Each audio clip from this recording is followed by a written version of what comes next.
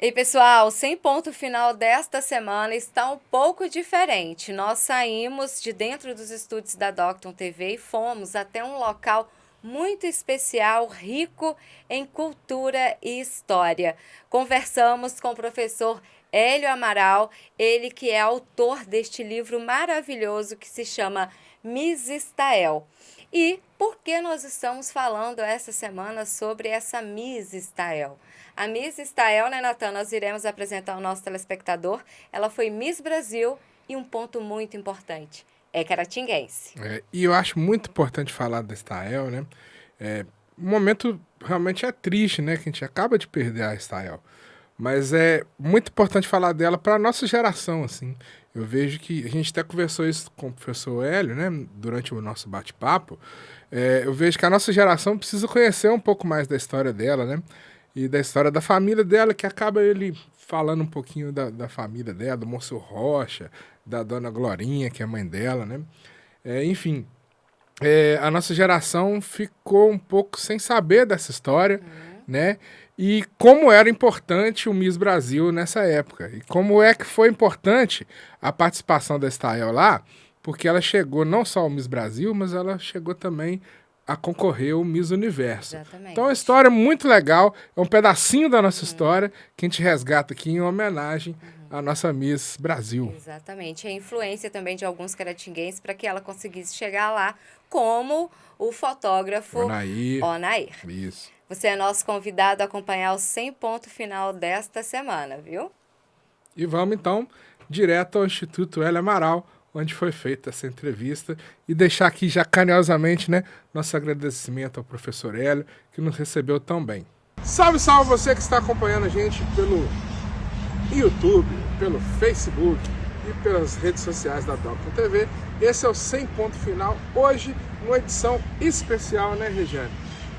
É uma edição triste, mas é uma edição especial, né? Tem história, né, Natan, essa proposta, né, de sair hoje do estúdio e vir aqui nesse lugar tão gostoso, tão bonito, faz jus a essa homenagem que hoje iremos fazer a Stael. A Stael Abelha, a nossa eterna Miss Brasil. A gente até queria estar aqui no Instituto Hélio Amaral uma hora mais feliz, para conversar com o professor Hélio sobre assuntos de cultura, né, professor? Que a gente sabe que o senhor é mestre nisso, né? E, enfim, mas a gente veio procurar justamente por a gente saber do livro e da ligação que o senhor tem com essa história dessa nossa Miss Brasil.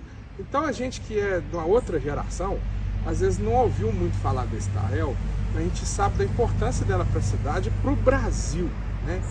E até para o mundo, que a Stael também concorreu ao Miss Universo, né?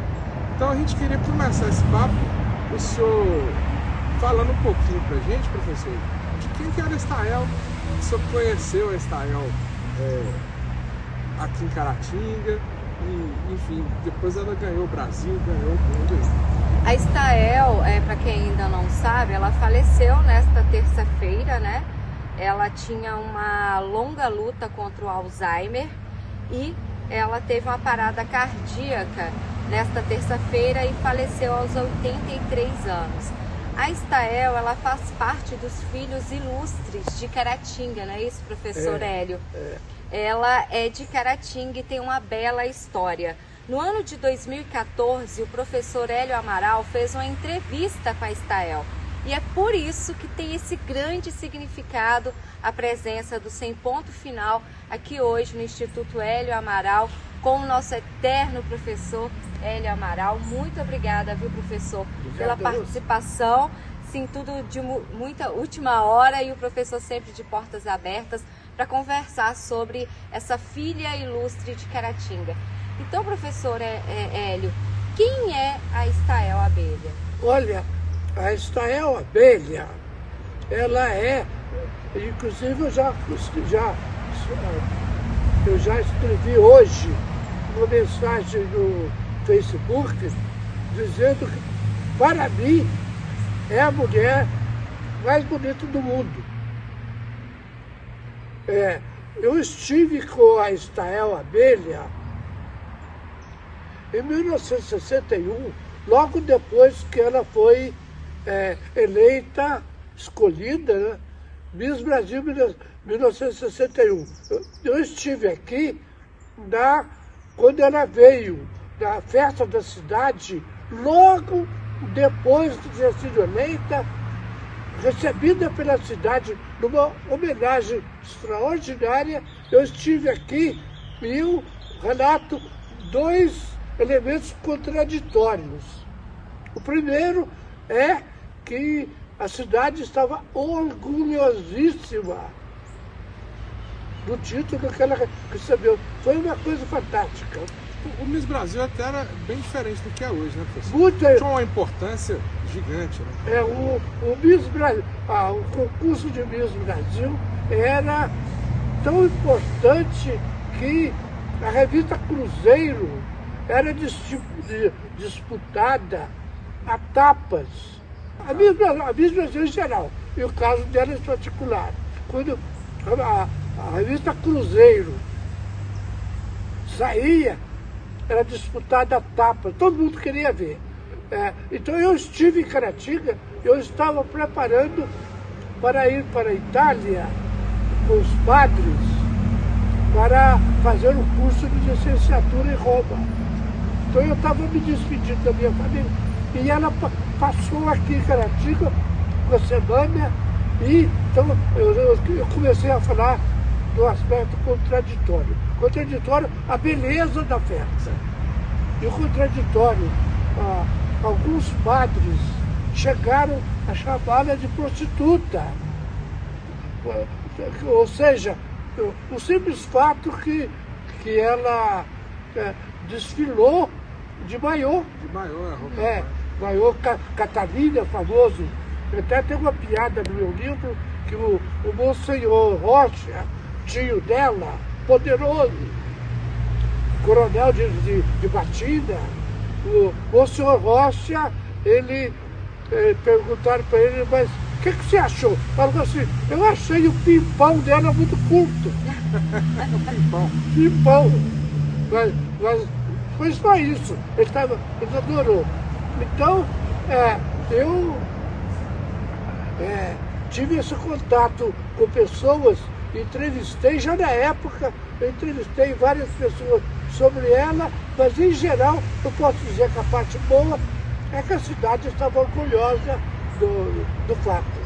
Estácio Abelha era filha de quem aqui em Caratinga, para as pessoas conhecerem?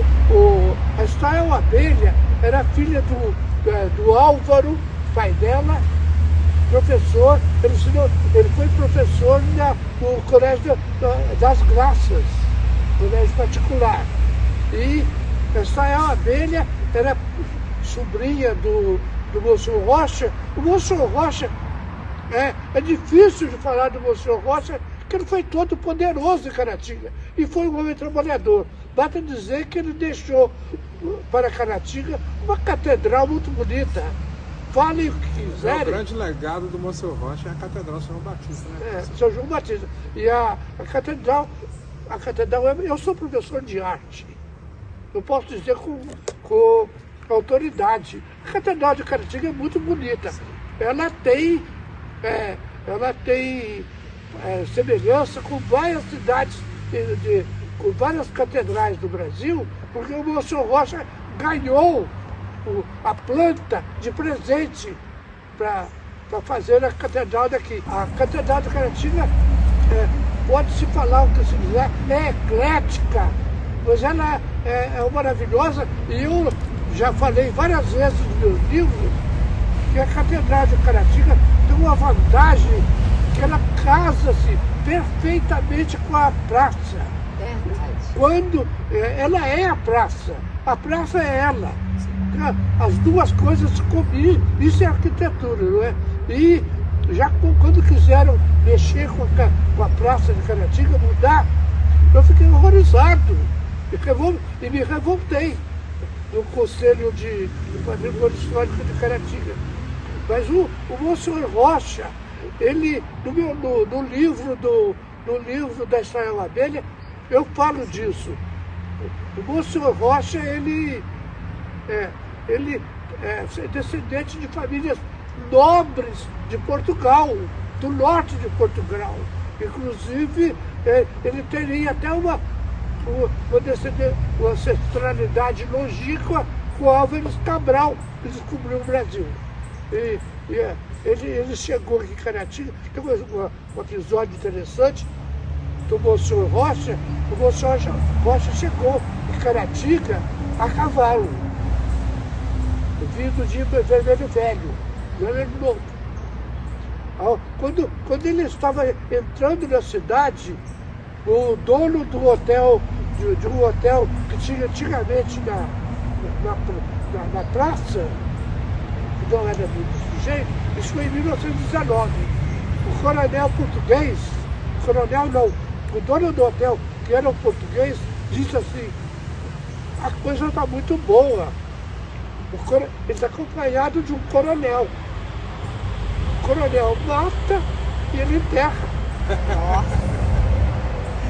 Pra época, né? É próprio da época. Era próprio, isso acontecia muito. Isso é icônico, né? Não é...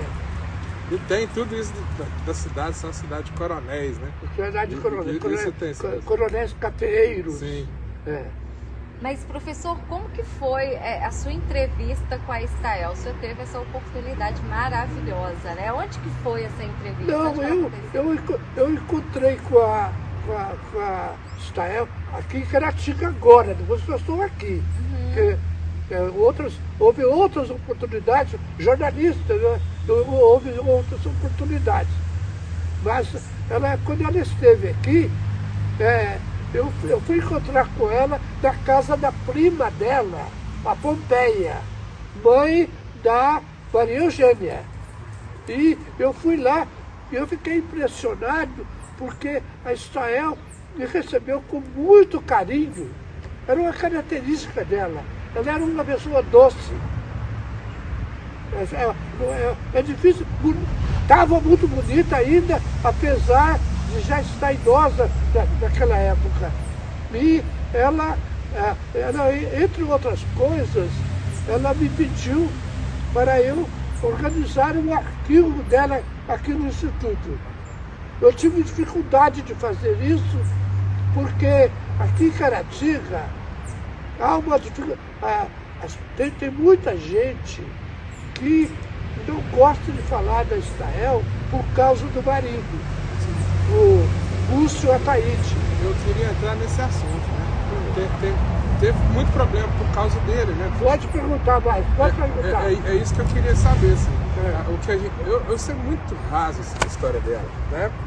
Mas o que eu sei muito é que ele meio que escondia a Estael, tinha um ciúme grande, não era isso? Era. Eu não estou enganado. Era. Mas eu sou historiador também, eu olho um lado e olho o outro. O contraditório, sim, de novo. Que é legal, né? Para as pessoas saberem. Tem um lado, o lado dele, digamos assim, otimista, e tem um lado pessimista. Ele era deputado estadual. Foi ele que construiu o salão de festas da Pampulha em Belo Horizonte. Foi ele que inaugurou. Bacana. Não é qualquer um. Uma estrutura linda, né? Lindíssima. É que, evidentemente que aquilo ali, por detrás está o Niemeyer e outros. Portinari. Niemeyer, Portinari e outros grandes. Mas ele é que estava na frente daquilo tudo. Foi ele que inaugurou.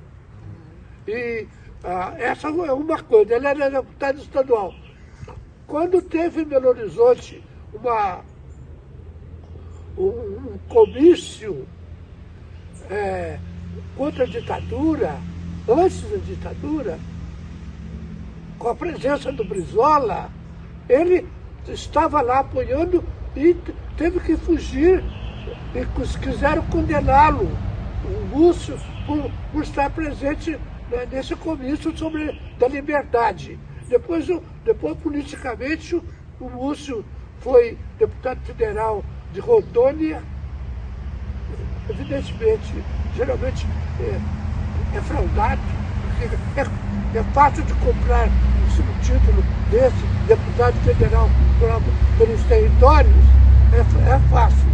E digamos, ele foi presidente do partido que lançou o Silvio Santos para presidente. Ele era vice de Silvio Santos. Aí o tribunal não deixou o Silvio Santos se candidatar, porque estava comprando a presidência, né? Parou a campanha no meio, eu lembro disso. Lembra disso? Aí quiseram lançar o Múcio para presidente do Brasil. Também não deixaram, porque o Múcio foi, por questões financeiras, comprar votos, o tribunal foi severo com ele e não deixou ele se candidatar. E depois o Múcio, a Thaís, ficou famoso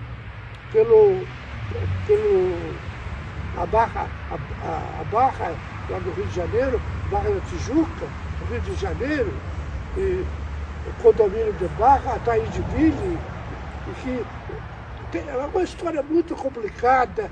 E em Brasília ele construiu um prédio lá, com o nome, 2 prédios com o nome das filhas do Juscelino Kubitschek. Uma das filhas do Juscelino Kubitschek era adotiva. E é de Montes Claros, é a terra do Múcio Ataíde. E dizem que ele construiu um prédio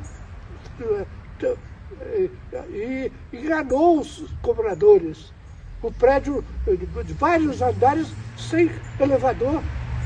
Quer dizer, é uma pessoa completamente complicada. Contraditória às vezes. Era do PTB. O PTB era... E teve esse lado obscuro de negócios escuros, difícil de explicar. E terminando essa história, o Múcio Ataíde terminou a vida do zero. Ele teve que vender tudo e prejudicou a Estael Amélia, porque ele vendeu até as joias. Ele chegou a morar, Estael chegou a morar em apartamento do Rio de $2 milhões na época, com obras de arte incríveis no prédio que ele morava. Ele morreu em 2010. E estava no zero.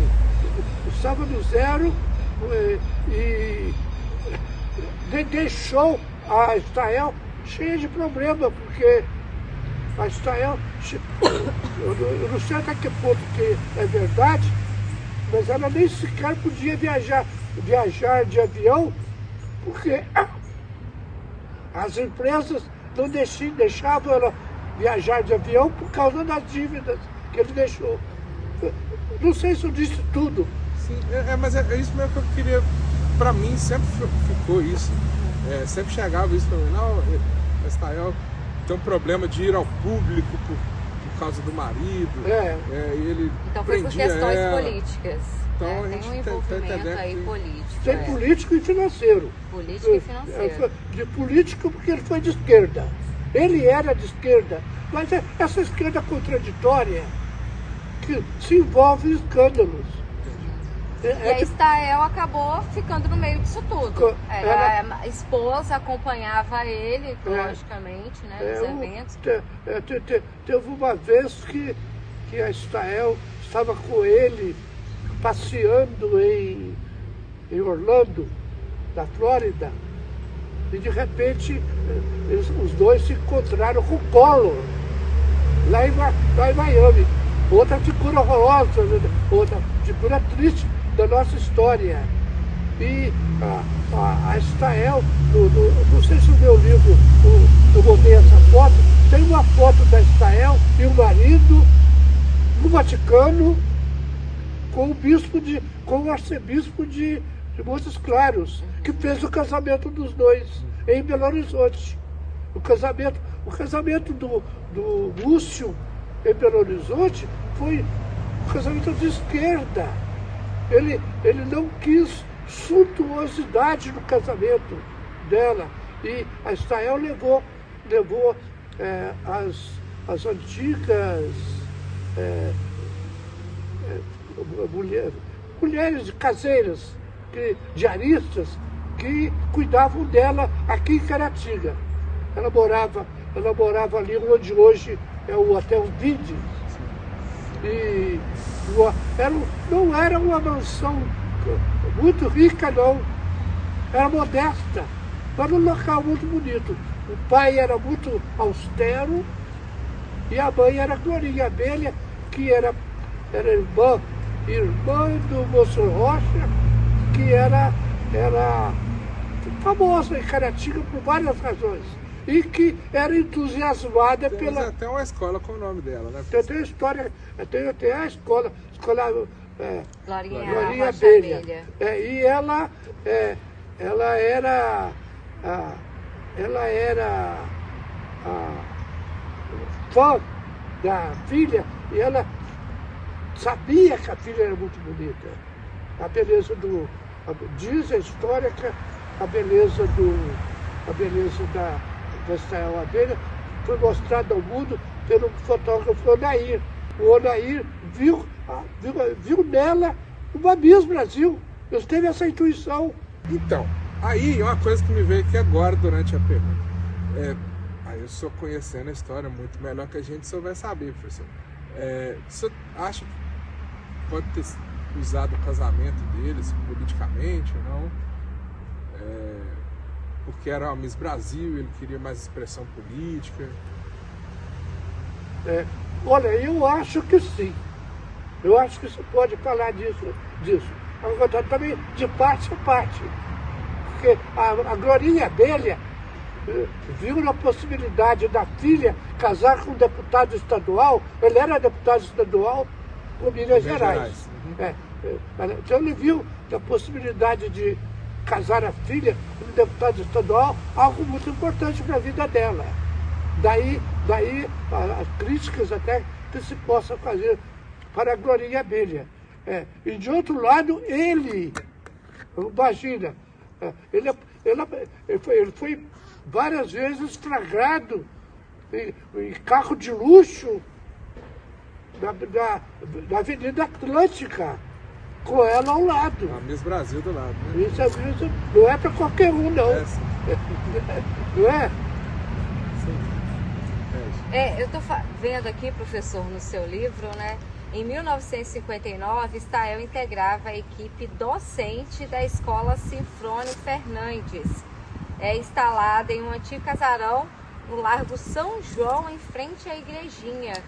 Essas daqui são as colegas dela na época, professor? São os colegas dela. Essa foto é uma foto muito importante dela, ela está muito alegre e feliz. E a mãe dela foi a Glorinha Abelha, que criou o colégio, a Escola Sinfrônio Fernandes. Foi a dona Glorinha que criou a escola. Aí, evidentemente, ela, entre outras, ela... Então a Estael foi professora? Foi professora. Há pouco tempo.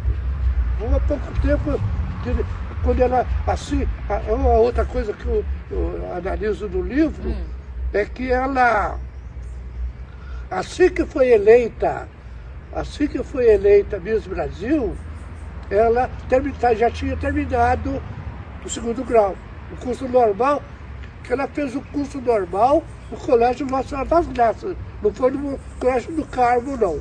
Mas ela fez o científico ao mesmo tempo no Colégio do Carmo. Então, mas ela foi formada professora no Colégio Nossa Senhora das Graças, do Zarregui, também famosíssimo. O prédio era maravilhoso, tudo desaparece. O Colégio Nossa Senhora das Graças era um casarão maravilhoso. E aí a Estael Abelha vai fazer direito em Vitória, 61. Em 63, ela praticamente para de estudar e se casa no Sotaíde, na igreja de São José, em Belo Horizonte. A Estael Abelha teve que sair de Caratinga, porque aqui não tinha ensino superior. Ela foi obrigada, ela foi para fora estudar em 1961, eu fui para Roma, o Ziraldo foi para Belo Horizonte, a Inês Romeu foi para Belo Horizonte, o meu tio, Afonso Gomes, foi para o Rio, o Simine foi para o Rio, e tem várias personalidades da época, foram todos para fora para estudar, porque Caratinga não tinha curso superior. E você retrata também, professor, na questão do seu livro, que o pai queria que ela continuasse estudando, não é isso? Só que o Onaí, o senhor disse, o Augusto Ferreira Neto e Etienne Arregui estavam tentando levar a Estael Abelha para já começar a se destacar, mas aí naquela época também a mulher não tinha tanto poder de voz, né? Teve que pegar esses homens para falar por ela. Conta essa história, professor. Não, olha, é o seguinte, tem horas que eu tenho que evitar a língua grossa que eu tenho. Porque há um episódio com o pai da Estael, o Álvaro, e o Ataíde, em que o Ataíde quis dar o dinheiro, fez um cheque e entregou na mão do Álvaro para pagar a ida dela para Belo Horizonte. O Álvaro rasgou o cheque da cara dele. E isso não está no livro, não. Viu? Oh, beleza. Novidade pra gente. É chato porque vocês eu tenho ali fora do lugar, e sou historiador, mas aí o Peninha, chamava Peninha, o Onaí. O Peninha morreu em Brasília, o João Pena. Gente boa, interessante, o jornalista bom mesmo. Não sei o que eles fizeram, isso é coisa de caratinguense. Ele vai para Brasília e acabou sendo o acompanhante do presidente da República pelas viagens pelo mundo. Teve até na China, escreveu um livro de Caratinga, As Muralhas da China. O João Pena, muito amigo do Ziraldo. O Ziraldo me perguntou por ele quando eu estive lá. Eu falei, senhor Ziraldo, o João Pena morreu até de uma maneira triste, porque ele não deixou, ele pediu para não abrir o caixão, para ficar fechado. O nome do livro é De Caratinga à Grande Muralha. A Grande Muralha. É o nome do livro. Ele não quis, a família não quis abrir o caixão para o pessoal não ver o rosto dele depois de morto. A gente fica especulando, mas aconteceu alguma coisa. Mas é o João Pena e o Onaí aqui em Caratinga que deu essa força para Estael. Ele tinha influência, né, professor, nos anos 60, esses nomes de Caratinga tinham influência na imprensa, eles tinham acesso? Tinha, olha, esses números que eu citei, eu Simine, um dos maiores médicos de Caratinga. Sem dúvida. O meu tio, pouco falado, porque ele era de oposição. Afonso Gomes, eu tenho um bom arquivo dele aqui no Instituto. O Ziraldo, Estael Abelha, Dona Vitória, a Inês Romeu, a grande heroína da ditadura, foi fazer sociologia em Belo Horizonte. O doutor José Valente, advogado criminal de grande qualidade de Caratinga. Todo mundo foi estudar fora, porque Caratinga tinha tudo para ter uma grande universidade. Mas a história da Estael, eu sou de opinião que a Estael ficará imortal. Professor, tem um outro ponto polêmico aqui no livro dela, é sobre a questão Miss Brasil e Miss Universo. Por que talvez ela não chegou a Miss Universo? Eu estou vendo aqui um trecho, Estael Abelha não aparece como afrodescendente. Né? Testemunhas orais ouvidas para a pesquisa desse tema afirmaram que pesou na escolha da Miss Universo de 1961 o fato de se sugerir que a mãe, Dona Glorinha, tinha traços negros como cabelo encaracolado. E o que quer que eu fale? Mais contradição. Mais contradição. Mais em contradição. Um mundo extremamente reservado, com tantas questões que antes não eram discutidas e que o preconceito às vezes dominava. Vamos ver se eu consigo. E era uma geração que era a geração paz e amor. Paz e amor. Era a geração hippie, né, professor? Aliás, esse livro foi criticado um pouco porque eu não entrei na questão social muito seriamente, profundamente. Depois, quando eu escrevi uma página, 2 páginas sobre a Estael, no meu livro Leste de Minas, eu entro mais fundo. Vamos ver qual foi a contradição. Isso. Primeiro, a questão afro. A dona Glorinha Abelha tem fotos dela claramente mostrando que ela era afro-brasileira. Claramente. Não é só o cabelo, não. O rosto meio bronzeado, Ela tinha sangue negro na família, da Glorinha Abelha. Isso influenciou. Segundo,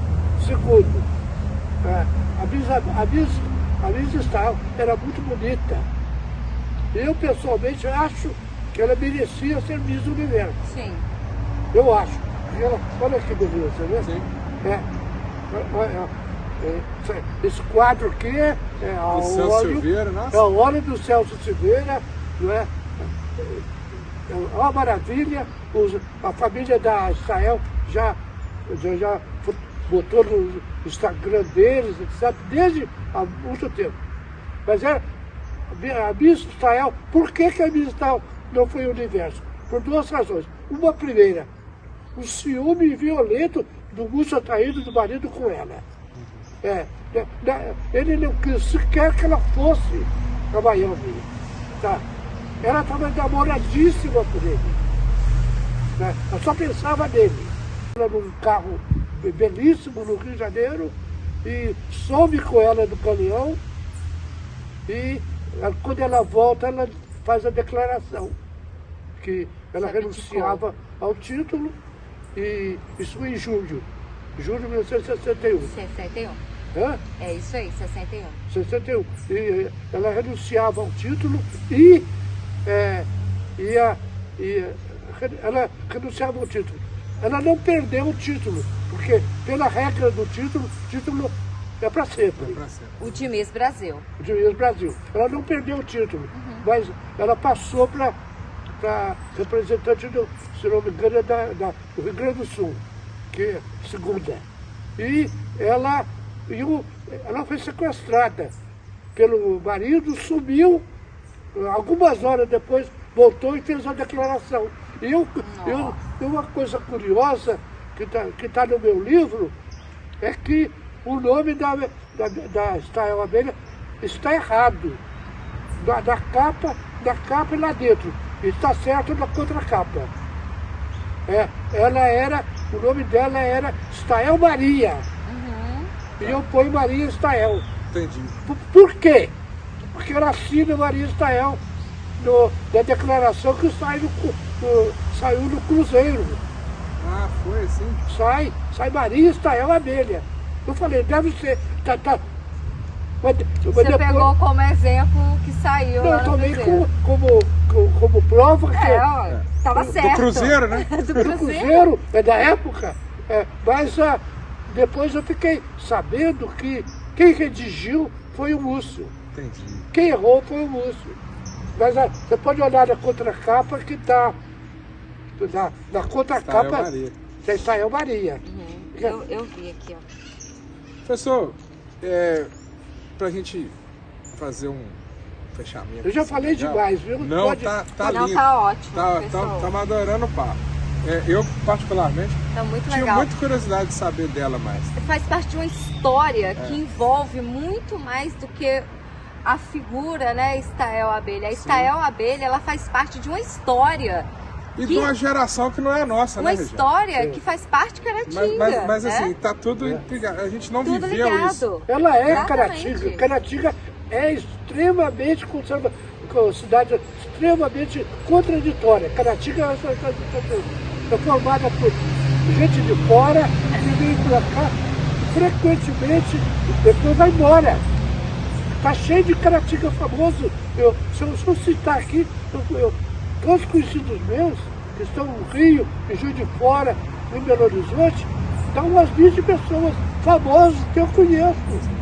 São os filhos ilustres, né? São filhos ilustres que... de uma cidade acampamento. Acampamento. Passagem. Passagem. Passando por aqui. Tanto que eu me ofende quando destrói as mansões que ainda existem. Eu fico ofendido, porque não podiam fazer isso. A própria casa da Estael virou um hotel. O hotel é muito bom. É o melhor de Caratinga. Mas por que tinha que destruir a casa da Estael? Não é? Está destruindo a história, né? Agora, a minha grande pergunta, assim, para eu fechar, às vezes a Regina quer conversar mais. Assim, que legado que essa moça bonita, na opinião de Souza, acabou de falar, que é a mais bonita do mundo, que legado que ela deixa para a cidade e mais ainda, assim, para essas misses que a gente vê hoje, né? A gente vê concurso de Miss não é do mesmo jeito que era nos anos 60. Não é. Né? E que legado que a Estael deixa? Olha, eu vou dizer duas coisas. O primeiro legado é que a Estael Abelha deixa essa herança de nós devemos gostar de Caratinga. Caratinga merece ser amada. Uma cidade que dá uma mulher tão bonita tem que ser amada por nós. Esse é o primeiro legado. O segundo é para a juventude de Caratinga de hoje. Duas coisas. Primeira, a juventude de Caratinga, sobretudo as mulheres de Caratinga, são muito bonitas. Ela era, e a beleza das mulheres de Caratinga ainda é famosa. E segundo, o legado é que eu acho que a juventude de Caratinga hoje precisa de mudar de comportamento o atual. Perguntaram para a Estael qual o livro que ela amava. Todo mundo esperava que ela ia falar O Pequeno Príncipe. Ela falou não. O meu livro de cabeceira é Gabriela Cravo Canela, Jorge Amado. Só aí já o nível dela já é diferente. Mas a juventude de hoje, eu tenho aqui no Instituto um bar que funciona, faz festa toda sexta-feira, e aqui enche de jovens. E a gente pergunta, o que os jovens de hoje querem? A gente não sabe. O Galbraith escreveu um livro chamado Romance. Galbraith, todo mundo, eu não preciso de falar, todo mundo sabe. Prêmio Nobel de Economia. Ele falou, olha, a universidade é grande. Ele era de Stanford. Uma universidade é grande quando forma grandes alunos. E vamos finalizar então mostrando essa foto de Estael Abelha de 2011. Como o professor Hélio Amaral sempre se destacou, a mais bela do mundo, né, professor?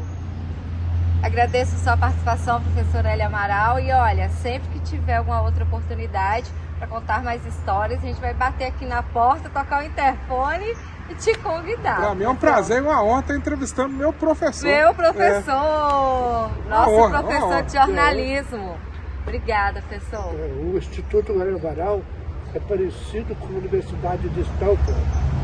Forma grandes alunos. É isso aí. Obrigada, gente. Espero. Até mais. Até semana que vem.